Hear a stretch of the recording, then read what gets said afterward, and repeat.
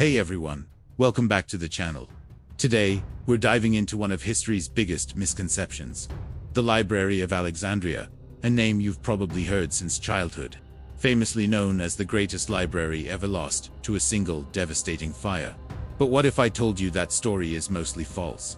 That the popular tale of Julius Caesar burning it down in one day is actually a myth? Stick around, because today we're re-uncovering the real story behind the gradual disappearance of the Library of Alexandria, and why this popular lie has stuck around for centuries. Number 1. The popular myth first. Let's talk about how this myth got started. The story goes that Julius Caesar, during his Egyptian campaign in 48 BCE, accidentally set fire to the city of Alexandria, destroying the library and its priceless collection of scrolls. This idea is so widespread that it's taught in schools and mentioned in countless books. But here's the thing. This version is oversimplified and actually misleading. Did the entire library really burn down in one night? Did Caesar intentionally destroy one of the greatest centers of knowledge? The answer is no. Number 2. What was the Library of Alexandria? So, what exactly was the Library of Alexandria? It wasn't just a single building. It was a huge complex, including multiple buildings, research centers, and lecture halls. Scholars, scientists, and philosophers from across the known world gathered there to study and exchange ideas. The library housed hundreds of thousands of scrolls in many different languages, and was one of the ancient world's greatest intellectual hubs. Remember, a place this big and important doesn't just disappear overnight. Number 3. The real story behind the library's decline. So, what actually happened to the library? A gradual decline. It wasn't destroyed in a single catastrophic fire. The library faced slow, repeated damage over centuries. Political and religious turmoil.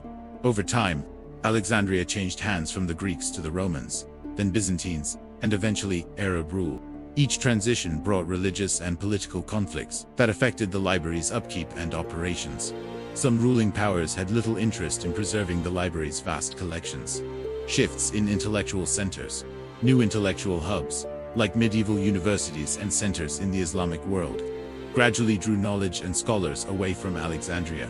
Natural disasters and decay, floods, fires, earthquakes, and the natural passage of time also contributed to the loss of buildings and collections. Number 4. Why has the myth persisted? You might be wondering, why has this myth stuck around for so long? Simple storytelling.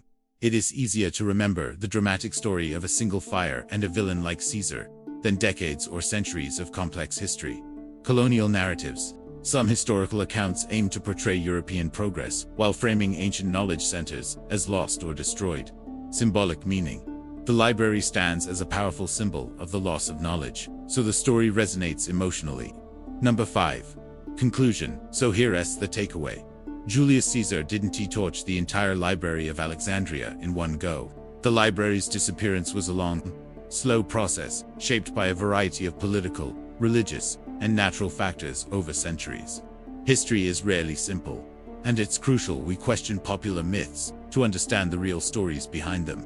If you found this fascinating, hit that like button, share your thoughts in the comments, and don't forget to subscribe for more eye-opening histories.